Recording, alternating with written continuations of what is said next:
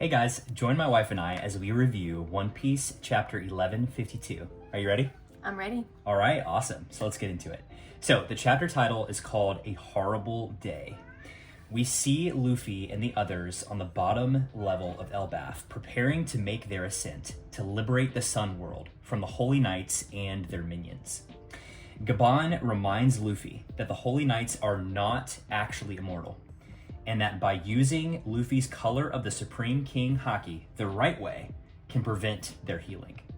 He also scolds Zoro for not understanding his own Conqueror's Haki and using its full potential, while Sanji desperately wants to know if he has any Conqueror's Haki at all. Luffy invites Loki on his crew and wants to see him fight, which then bumps him out when Haruden, his younger brother, says no.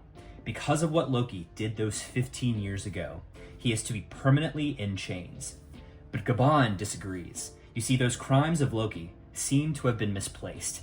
As Gaban says, it's time to now tell the truth about what happened in that castle all those years ago. And as Zoro and Sanji go up to fight, Luffy and Haruden stay back to hear the tale of yesteryear. Something wicked and terrible happened in that castle. Something that hasn't been fully revealed to Elbaph, and its key player is Haruden the King.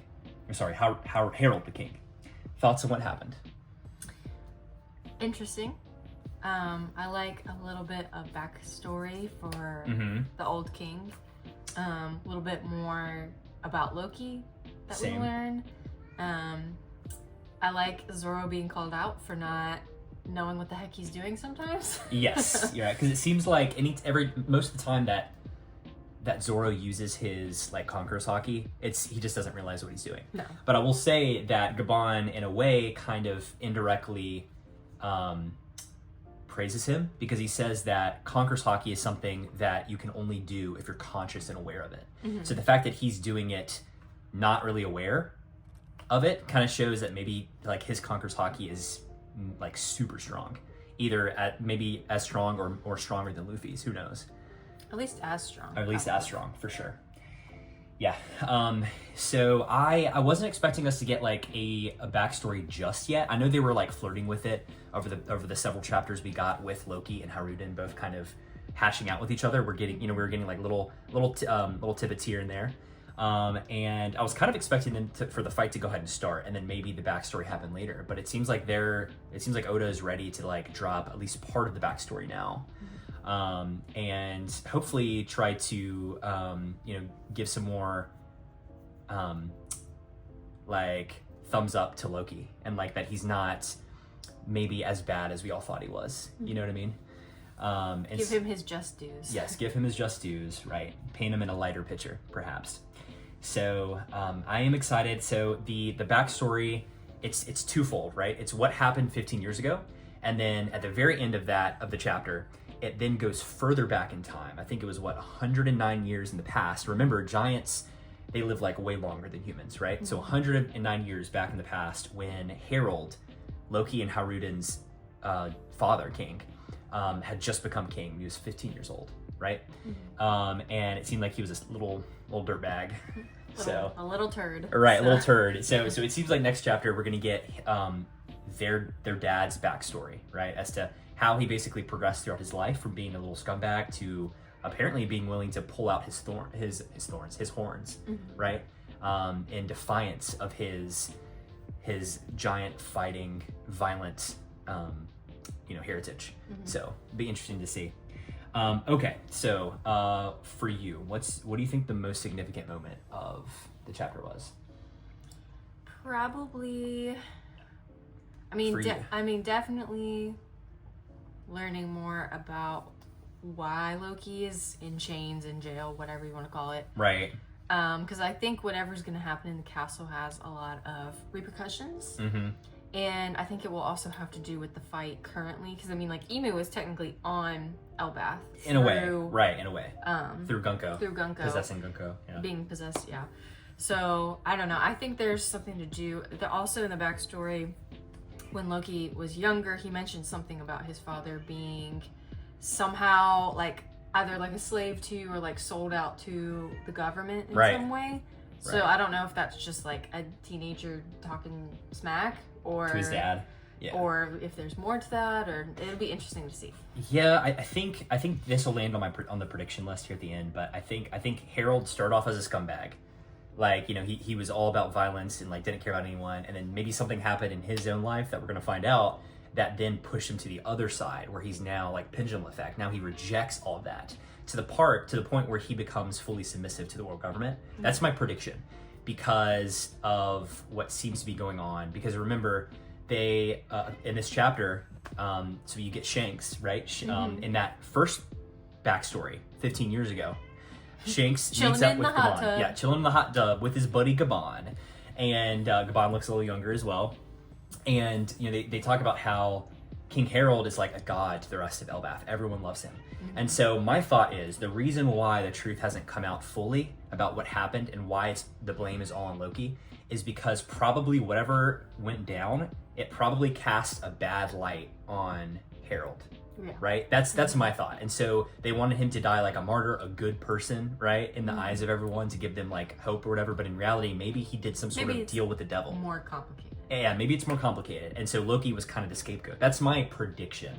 But yeah, super interesting. Also, really funny moment. Sanji calls out Luffy for being obsessed with Shanks. I think Zoro calls him out, and then Sanji agrees. You're right. You're right. It's you're right. Zoro's the one who did it, and right. Zoro, and I don't know if he's just saying that as like, yeah, you are obsessed with him, Luffy, or if he's like really annoyed at it, annoyed or like jealous almost a little bit of like, stop talking about him. Like, right. Talk about me instead. No, yeah. Interesting. Yeah. So a lot of stuff's going on. We didn't get anything on the upper level, right? So this chapter didn't focus on the Sun world, but all on the characters at the bottom that we haven't seen in a while, really, and just seen like tidbits here and there. Gabon is still out for the count. He has severe injuries. Chopper's going to stay on with him, but it's through Gabon and Loki that they're going to be telling this backstory. Right. It seems like so. All right. So any standout characters or any standout characters that you're looking forward to? A few chapters. I want to know what Loki's power is. Because they hint towards like this secret forbidden devil fruit. Yeah. And I feel like Loki has that probably. Most likely probably he has whatever that secret devil fruit is. No, I would like to know more. You mentioned to me that at first you thought maybe it's the gum fruit. Well, at some point. No. No, you don't think so? No, it's not the gum fruit. Because I guess the world government would have had it by then. Unless it is. I don't know. Maybe it's a backstory for that too. Well, all we know is that Shanks took it from the world government on that ship. Yeah, we don't know how he got it. So. But it would have been right, and it would have been a little bit after that time too. So who knows? But I know a lot of people online are thinking that it's the devil fruit that Loki has. Mm-hmm. Is that maybe that's the fruit that he ends up eating during this conflict? And I wonder what causes him to get to that point where he feels like he needs to do that. Because it was like their most forbidden treasure. Right. I think the forbidden devil fruit of Elbaph. So yeah, that'll be interesting to see what happens. I think for me, standout character is probably going to be King Harold for next chapter. I'm really interested to see once again his backstory, his character development, and what he does. I think he does or doesn't do. That's true. All right, let's go into some predictions then. I do think, as mentioned before, that Harold made like a deal with the devil with the world government because Shanks says in that backstory when he's talking to Gabon. He says that he often sees him in Mangareview, which also reconfirms the idea that Shanks is allowed to freely go to Mangareview because he has that blood in him, which I find very interesting. And I wonder, just as an aside, like I wonder if Shanks has any issues when he's there. Like I wonder if any of them are like, calling him like impure blood. Or actually, no, he's a fully. No, he is a pure blood. He has a pure blood. He's just decided to forego it. Right. So. He's left that lifestyle. So I wonder if he gets any crap when he goes up there. But I remember several hundred chapters ago, which is crazy to say, that we see him in Mangareview talking with the five elders of all people. So he's definitely allowed up there, and this just reiterated that idea. But he says that he would often see King Harold up there. Mm-hmm. And so what is King Harold doing up there so often, right? Enough for him to notice. Enough for him to notice, yeah. So interesting. We'll see. I think do you think that Zoro and Sanji are going to get some action next chapter? I think so. And I think they're heavily hinting that Sanji also has Conqueror's Haki, which makes sense. Okay, yeah. It makes sense, obviously, but I think after his fight with Queen in the the last arc, or when was that? No, that was in Wano. In Wano, yeah, in Wano. I think after that fight with Queen, I feel like if anything, that's probably unlocked his Conqueror's Haki, in my opinion. But we shall see. I know he has some really good observation Haki and some stuff. He has a very strong body. So we'll see if he's able to like also have Haki. That'd be really cool. That'd be really cool. Yeah. Any other predictions that you have for next chapter? Not any in particular. Okay. Luffy is Shank obsessed. As always. As always, right? So, and I think that we are going to see Loki, like they're going to break the chains of Loki. I think after this backstory, my prediction is Haruden will trust Loki again. Enough, at least. Enough to let him fight. And I think they're going to need Loki, which is why I think Gabon was like, you may want to rethink that. Yeah. Like, you need to let him fight. You need to let him go. All right, last prediction. Do you think Loki's going to be on the Straw Hat crew? I don't know.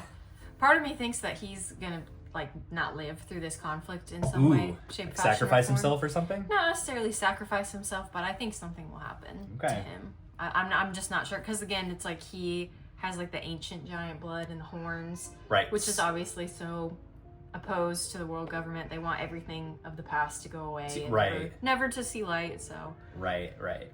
They see that as opposition to their control, maybe. All right, we'll put that on the prediction list. Okay, well, that does it for our weekly One Piece chapter review. Thanks to all of you guys for supporting the channel and watching. We plan on doing a One Piece chapter review every week, or as long as every week, as long as they have a chapter released. So be sure to like, comment, and subscribe for more. Thanks, guys. Thank you.